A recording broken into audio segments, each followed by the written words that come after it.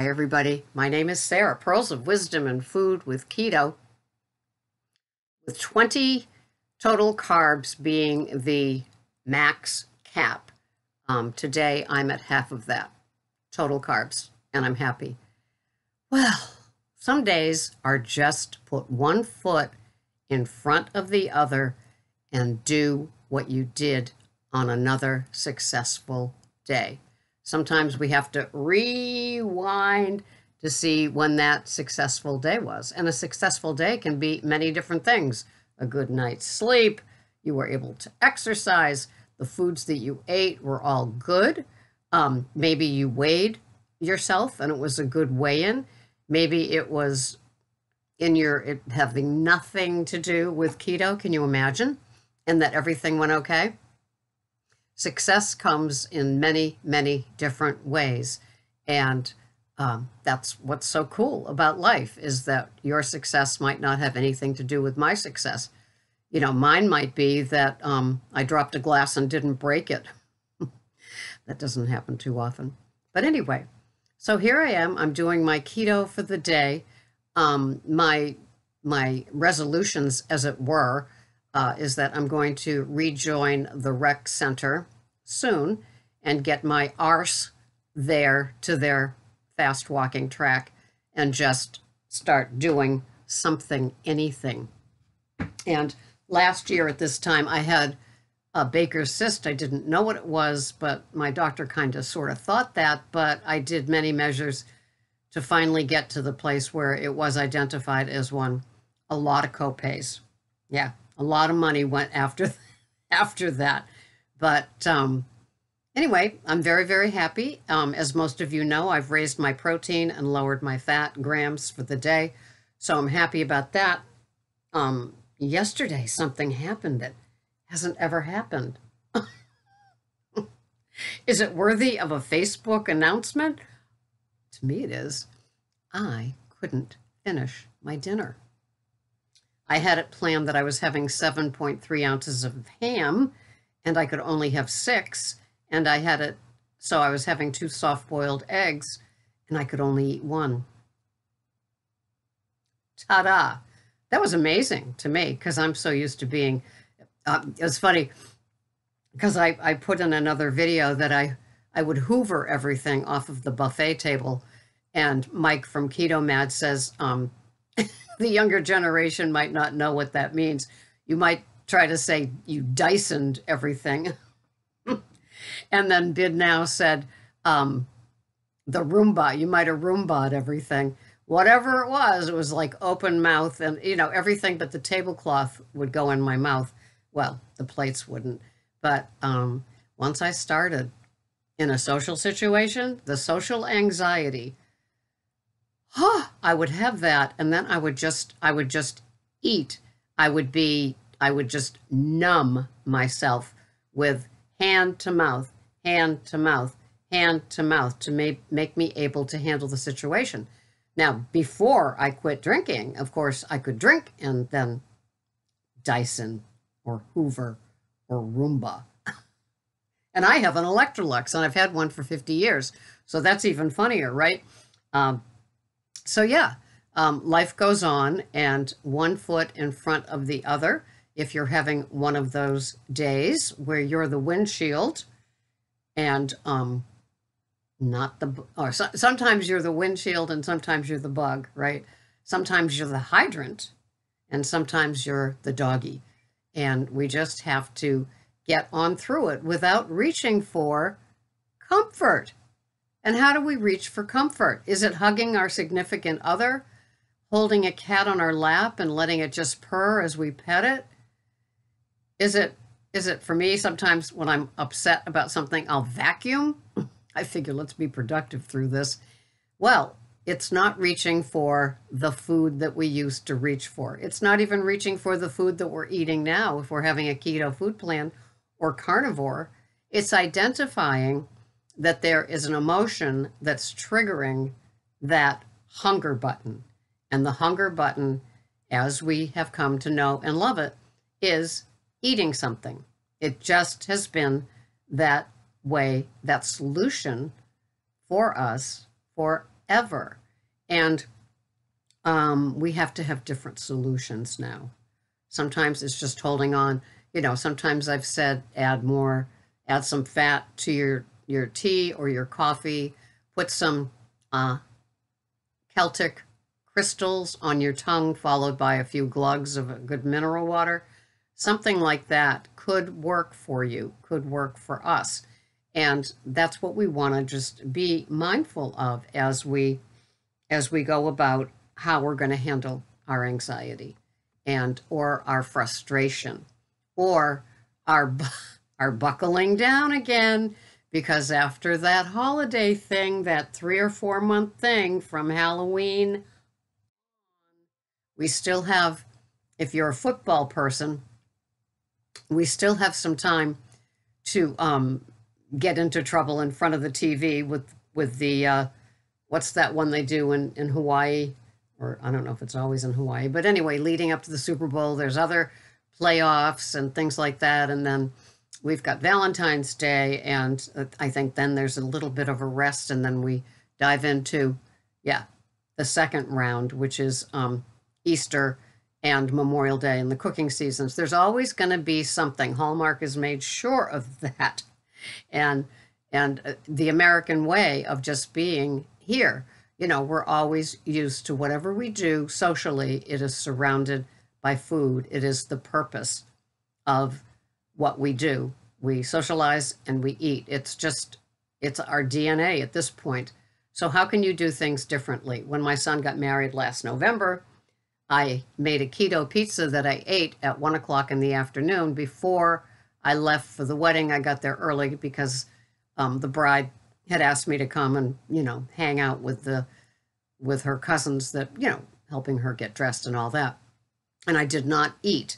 The food was served at 6:30 and I didn't eat. It was all pub fare and I didn't have anything. And I had 2 Poland Springs water, the keto pizza, of course. I'm so used to 1 meal a day. I think if I ate it at 9, I'd be done for the day, because my body and my brain say, you're done, girly. That's it. 1 meal a day. And it just works. I feel so blessed that way of eating, once I tried it, I never looked back. Although I held the reservation that I could if I wanted to. I can't if I want to. The little petulant child that I can be. Who is also related to Ms. Slick. It all just depends, who's appearing, right, in the voices and characters.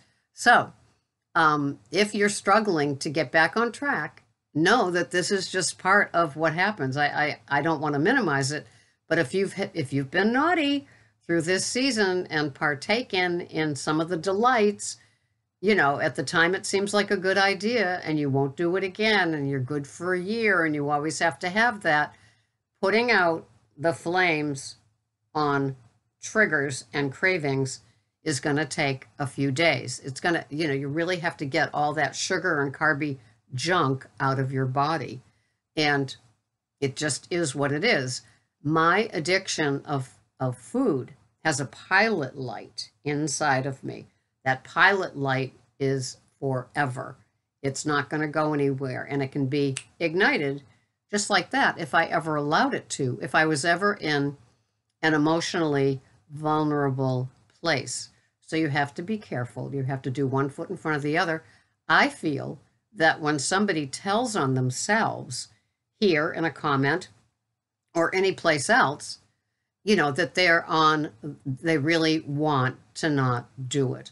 I think when you out yourself to another person, whether it's on the phone, whether it's here, whether it's at OA, whether it's at Weight Watchers, wherever it is, that you voice that you're not safe, you're a little fragile with food items, that I think you're going to get good help or at least some support through what you're going through. There's a withdrawal. I can't take that away from you. It just is part of what comes with it. It's a hangover. It's a withdrawal. It's getting all of those items out of your body that had you kind of going, had your pilot light more than a pilot light. The flame was low, and it is just what it is. Sorry about that. If it It just, for those of us that have gone through it, we just remember all too well.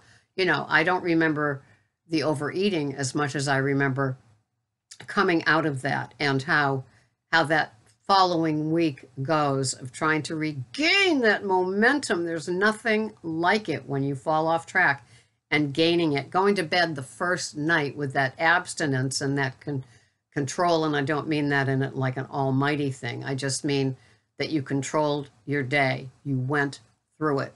I say salted water. I say more fat in a liquid. Whatever it takes just to get through that, to get rid of the sweet and the carby and that just pull to the junk, pull to that junky table. It's possible, and let's face it, you probably have to go through it to get to the other side. But by day 4 or 5, you're back in your groove and you were feeling mighty fine.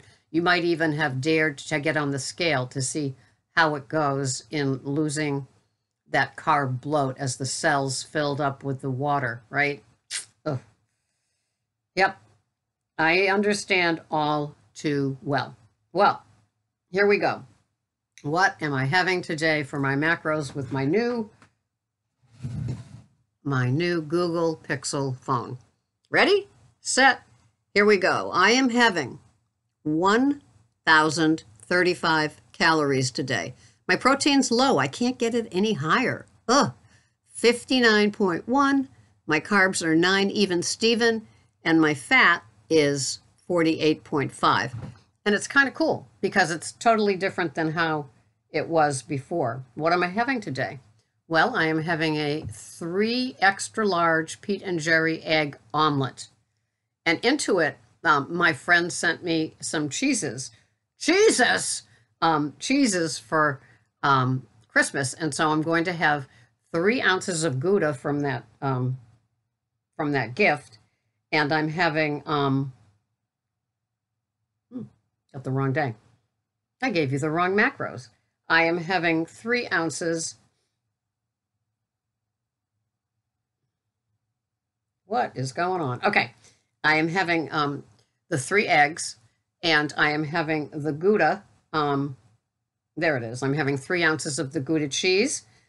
I am having 2 ounces of the Kentucky Legend ham that I slow cooked, the recipe that my client gave me, and I'm shredding that into the omelet. So I'm having the Gouda and the ham, 2 ounces of that, and I'm having, for the first time all week, I'm having Good Culture cottage cheese, 40 grams of that.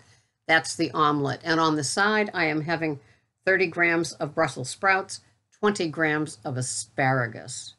So it's going to be a yummy, yummy omelet. And yeah, it was the macros that I gave you. It just jumped to the next day. So I'm very happy about that. And then next to it, I'm going to be having a Trader Joe's sweet butter, no butter, sweet baby lettuce salad. And that is going to have